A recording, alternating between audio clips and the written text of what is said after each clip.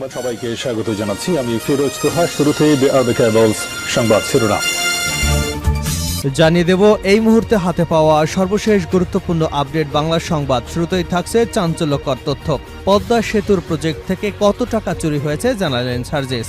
পদ্মা সেতুর প্রজেক্ট থেকে 15 থেকে 20,000 কোটি টাকা চুরি হয়েছে বলে অভিযোগ করেছেন বৈষম্য বিরোধী ছাত্র আন্দোলনের অন্যতম সমন্বয়ক সার্জিস আলম।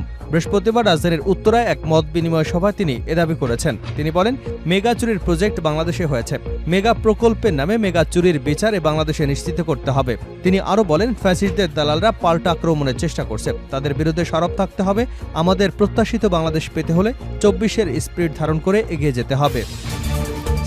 এবারে জানাবো, নাটোরে লুটপাট এবং ত্রাসের রাজত্ব কায়েম করেছিল শিমুল।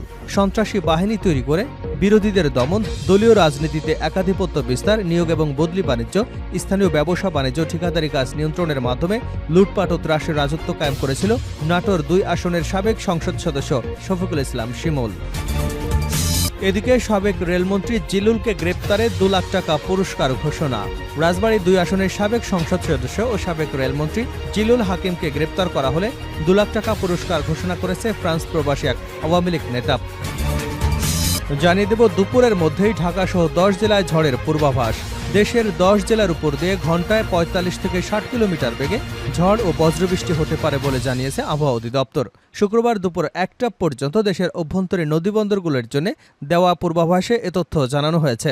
পূর্বাভাসে বলা হয়েছে, খুলনা, বরিশাল, পটুয়াখালী, নোয়াখালী, কুমিল্লা, চট্টগ্রাম, ঢাকা, টাঙ্গাইল, ময়মনসিংহ এবং সিলেট জেলার উপর দিয়ে দক্ষিণ অথবা দক্ষিণ পূর্ব দিক থেকে ঘন্টায় 45 থেকে 60 কিলোমিটার বেগে অস্থায়ীভাবে দমকা অথবা ঝোড়ো হাওয়া বয়ে যেতে পারে। এদিকে জাহাঙ্গীরনগরের শিক্ষককে আটক করে পুলিশে দিলেন জগন্নাথের শিক্ষার্থীরা। বৈষম্য বিরোধী ছাত্র আন্দোলনে পুলিশি হামলায় মদদ দেওয়ার অভিযোগে থাকা জাহাঙ্গীরনগর বিশ্ববিদ্যালয়ের অধ্যাপক ফরিদ আহমেদকে আটক করে পুলিশে দিয়েছেন জগন্নাথ বিশ্ববিদ্যালয়ের শিক্ষার্থীরা। বৃহস্পতিবার দর্শন বিভাগের ওই শিক্ষককে জগন্নাথ বিশ্ববিদ্যালয়ের ক্যাম্পাস থেকে আটক করে একদল শিক্ষার্থী। পরে কোতোয়ালি থানার পুলিশ এসে তাকে হেফাজতে নিয়েছে। এবং সর্বশেষ জানাবো আন্তর্জাতিক সংবাদ। একদিনেই ইসরায়েলের 17 সেনাকে হত্যার দাবি লেবাননের যোদ্ধাদের। লেবাননের প্রতিরোধ যোদ্ধা হিজবুল্লাহর সঙ্গে ইসরায়েলি বাহিনীর সংঘর্ষ ক্রমেই তীব্র আকার ধারণ করেছে। এতে শুরুতেই চরম মূল্য দিতে হয়েছে ইসরায়েলি সেনাদের। একদিনে ইসরায়েলের 17 সেনাকে হত্যার দাবি করেছে তারা। বৃহস্পতিবার আনাদোলু এজেন্সির এক প্রতিবেদনে এ তথ্য জানানো হয়েছে। এতক্ষণ শিরোনাম শুনছিলেন, এবার বিস্তারিত। প্রিয় দর্শক, আপনি যদি এই চ্যানেলে নতুন হয়ে থাকেন, ভিডিওটি দেখতে দেখতে চ্যানেলটি সাবস্ক্রাইব করে আমাদের সঙ্গে থাকুন। আর এই ভিডিও সম্পর্কে আপনি আপনার মূল্যবান মতামতটি কমেন্ট বক্সে জানিয়ে দিন। আর হ্যাঁ প্রিয় দর্শক, জানিয়ে দিন ভিডিওটি কোথা থেকে দেখছেন। পদ্মা সেতু প্রজেক্ট থেকে কত টাকা চুরি হয়েছে জানালেন সার্জিস। পদ্মা সেতু প্রজেক্ট থেকে 15 থেকে 20,000 কোটি টাকা চুরি হয়েছে বলে অভিযোগ করেছেন বৈষম্য বিরোধী ছাত্র আন্দোলনের অন্যতম সমন্বয়ক সার্জিস আলম। রাজধানীর উত্তরায় এক মত বিনিময় সভায় এসব কথা বলেন তিনি। সার্জিস বলেন, মেগা চুরির প্রজেক্ট বাংলাদেশে হয়েছে, মেগা প্রকল্পের নামে মেগা চুরি, এই মেগা চুরির বিচার বাংলাদেশে নিশ্চিত করতে হবে। তিনি আরও বলেন, ফ্যাসিস্টদের দালালরা পাল্টা আক্রমণের চেষ্টা করছে, তাদের বিরুদ্ধে সরব থাকতে হবে। আমাদের প্রত্যাশিত বাংলাদেশ পেতে হলে 24-এর স্পিরিট ধারণ করে এগিয়ে যেতে হবে। সমন্বয়ক দাবি করে যারা ভাগ নিচ্ছে তাদের প্রতিহত করতে হবে বলেও উল্লেখ করেছেন তিনি। বলেন, ফ্যাসিস্ট সরকারের দালালরা ব্যাংকগুলোতে বসে আছে, তাদেরকে যে কোনো মূল্যে সরাতে হবে। নাটোরে লুটপাটের ত্রাসের রাজত্ব কায়েম করেছিল শিমুল। সন্ত্রাসী বাহিনী তৈরি করে বিরোধী দল দমন, দলীয় রাজনীতিতে একাধিপত্য বিস্তার, নিয়োগ এবং বদলি বাণিজ্য, স্থানীয় ব্যবসা বাণিজ্য ও ঠিকাদারি কাজ নিয়ন্ত্রণের মাধ্যমে লুটপাট ও ত্রাসের রাজত্ব কায়েম করেছিলেন নাটোর 2 আসনের সাবেক সংসদ সদস্য শফিকুল ইসলাম শিমুল। 2014 সাল থেকে টানা 3 বার সংসদ সদস্য থাকার সময় তিনি নিজ দল আওয়ামী লীগের পরিবারতন্ত্র কায়েম করেন। বিরোধী দল নেতা এবং নিজ দলের প্রতিপক্ষকে দমনে ছিলেন কঠোরহস্ত। এই সময় তার সন্ত্রাসী বাহিনী বিএনপির অর্ধশতাধিক নেতাকর্মীকে কুপিয়ে গুরুতর জখম করে। সর্বশেষ ছাত্র জনতার আন্দোলনে তার বাহিনীর হামলায় আহত 42 জন। প্রভাব খাটিয়ে অনেকের ব্যবসার অংশ এভাবে লুটপাটের রাজত্ব গড়ে 16 বছরে শুধু কাগজে কলমেই তার সম্পদ বেড়েছে 14 গুণ। 2008 সালে নাটোর সদর উপজেলা নির্বাচনে নির্বাচিত হবার মধ্য দিয়ে শফিকুল ইসলাম শিমুলের উত্থানের শুরু। মূলত এরপর থেকেই রাজনীতিকে সম্পদ অর্জনের হাতিয়ার বানান তিনি। তার উল্লেখযোগ্য সম্পদের মধ্যে রয়েছে স্ত্রীর নামে নাটোরে জান্নাতি প্যালেস নামের বিলাসবহুল বাড়ি, কানাডার টরেন্টো নিকটবর্তী স্করবরো শহরে রয়েছে আরেকটি বিলাসবহুল বাড়ি। রাজধানী ঢাকার আদাবরের রিং রোডে তার স্ত্রী, শাশুড়ি, ভগ্নিপতি নামে 5টি ফ্ল্যাট। যুক্তরাষ্ট্র, মালয়েশিয়া এবং থাইল্যান্ডে নামে বেনামে সম্পদ থাকার কথা জানা গেছে। তার এই সম্পত্তির তালিকা তুলে ধরে অবৈধ সম্পদ অর্জন এবং দলে আধিপত্য বিস্তারের বিষয়টি 3 বছর আগে থেকেই প্রধানমন্ত্রীকে চিঠি দিয়ে জানিয়েছিলেন দলের স্থানীয় নেতারা। তবে কোনো ব্যবস্থা নেয়নি তখনকার সরকার। উল্টো তাকে 24 সালের সংসদ নির্বাচনে আওয়ামী লীগের মনোনয়ন দেওয়া হয়। সাবেক রেলমন্ত্রী জিল্লুরকে গ্রেপ্তারে 2 লাখ টাকা পুরস্কার ঘোষণা। রাজবাড়ী 2 আসনের সাবেক সংসদ সদস্য ও সাবেক রেলমন্ত্রী জিলুল হাকিমকে গ্রেপ্তার করা হলে 2 লাখ টাকা পুরস্কার ঘোষণা করেছে ফ্রান্স প্রবাসী এক আওয়ামী লীগ নেতা। বুধবার রাতে বঙ্গবন্ধু পরিষদ ফ্রান্স শাখার সাধারণ সম্পাদক ও ফ্রান্স আওয়ামী লীগের সাবেক সহসভাপতি আশরাফুল ইসলাম তার ব্যক্তিগত ফেসবুক প্রোফাইলে এই ঘোষণা দেন। মুহূর্তের মধ্যেই পোস্টটি ভাইরাল হয়ে যায়। আশরাফুল ইসলাম তার পোস্টে লিখেন, রাজশাহী, নোয়াখালী, কুমিল্লা, পাবনা, সিলেট এমপি মন্ত্রী গ্রেপ্তারের খবর আমি চাই না। র্যাব, ডিবি যদি রাজবাড়ীর সাবেক চোর এবং দুর্নীতিবাজ রেলমন্ত্রী জিল্লুল হাকিমকে গ্রেপ্তার করতে পারে তবে তাদের 2 লাখ টাকা পুরস্কার দেওয়া হবে আমার পক্ষ থেকে। জানা যায়, আশরাফুল ইসলাম দীর্ঘদিন ধরে প্রবাসে থাকলেও দেশে আওয়ামী লীগের বিভিন্ন স্তরের নেতাকর্মীদের অনিয়ম এবং দুর্নীতি নিয়ে সোচ্চার। বিশেষ করে রাজবাড়ী জেলার রাজনীতি এবং নেতাদের অনিয়মে নিয়ে তিনি প্রায় লেখালেখি করেন। সামাজিক সেবামূলক কার্যক্রমেও তার সক্রিয় অংশগ্রহণ রয়েছে।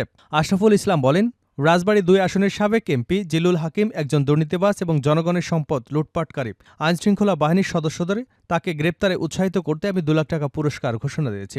রাজনৈতিক ভেদাভেদ বলে সকলকে এই দুর্নীতিবাজ নেতাদের বিচারের আওতায় আনবার জন্য এগিয়ে আসা উচিত। উল্লেখ্য, আশরাফুল ইসলাম 2015 সালে রাজবাড়ী জেলার মাদক এবং সন্ত্রাস দমনে 50,000 টাকা পুরস্কার দিয়েছিলেন। গত 5 আগস্ট শেখ হাসিনার সরকারের পতনের পর সাবেক রেলমন্ত্রী জিল্লুল হাকিম এবং তার ছেলে আসিফ মাহমুদ মিতুল সহ তাদের সহযোগীদের বিরুদ্ধে রাজবাড়ী আদালতে 3টি এবং বালিয়াকান্দায় একটি মামলা হয়েছে। এসব মামলায় অপহরণ, নির্যাতন, হত্যাচেষ্টা, চাঁদাবাজির অভিযোগ আনা হয়েছে। তবে এখন পর্যন্ত জিলুল এবং তার ছেলে মিতুল গ্রেপ্তার হয়নি। 1996 সাল থেকে 2024 সাল পর্যন্ত 5 বার সংসদ সদস্য নির্বাচিত হওয়া জিলুল হাকিম অবৈধভাবে সম্পদের মালিক হয়েছেন, এমনটাই অভিযোগ রয়েছে। দুপুরের মধ্যে ঢাকাসহ 10 জেলায় ঝড়ের পূর্বাভাস।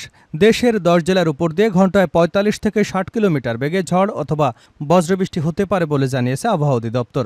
শুক্রবার দুপুর 1টা পর্যন্ত দেশের অভ্যন্তরীণ নদীবন্দরগুলোর জন্য পূর্বাভাসে দেওয়া তথ্যে এ খবর জানানো হয়েছে।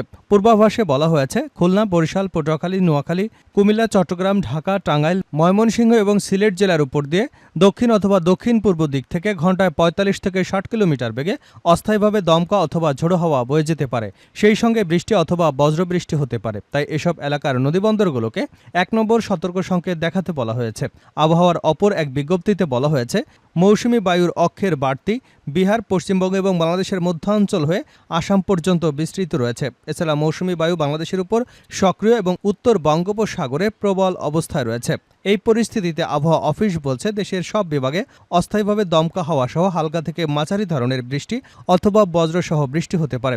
এ সময় দেশের কোথাও কোথাও মাঝারি ধরনের ভারী থেকে অতি ভারী বর্ষণ হতে পারে। শেষ করছে আন্তর্জাতিক সংবাদ দিয়ে। একদিনে ইসরায়েলের 17 সেনাকে হত্যার দাবি লেবানন যোদ্ধাদের। লেবাননের প্রতিরোধ যোদ্ধা হিজবুল্লাহর সঙ্গে ইসরায়েলি বাহিনীর সংঘর্ষে ক্রমেই তীব্র আকার ধারণ করেছে। এতে শুরুতেই চরম মূল্য দিতে হয়েছে ইসরায়েলি সেনাদের। একদিনে ইসরায়েলের 17 সেনা নিহত হয়েছে বলে দাবি করেছে তারা। বৃহস্পতিবার আনাদুলু এজেন্সির এক প্রতিবেদনে এ তথ্য জানা গেছে। এক বিবৃতিতে হিজবুল্লাহ জানিয়েছে, মাঠ পর্যায়ে এবং নিরাপত্তা সূত্র নিশ্চিত করেছে যে বৃহস্পতিবার যোদ্ধারা বীরত্বের স্বাক্ষর রেখেছে।